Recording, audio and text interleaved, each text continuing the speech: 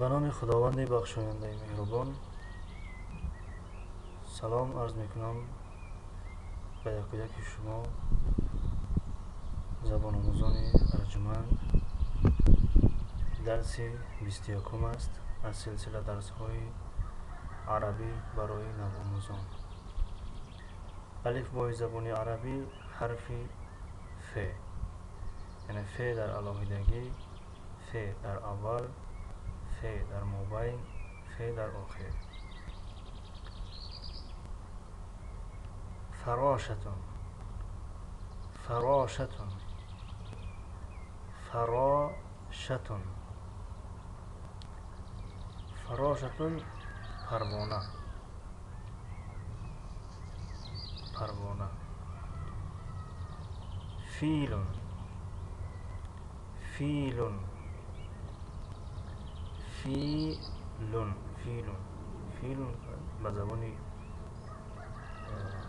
تاجیکی ما نیز فیل میگویم. فول، فولون، فولون، فولون.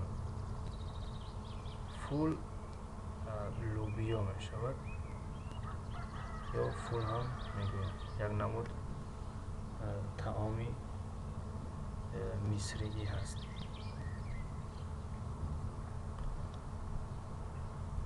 فراشتون جمعش فراشون، فراشون. فیلون جمعش افیالون و فیالتون و فیولون. فولتون یک دانه لوبی را میگویند، یک دانه لوبی. و فولون لوبی جمعش یعنی، و فولتون یعنی چند دانه لوبی را میگویند. فولون و فولتون.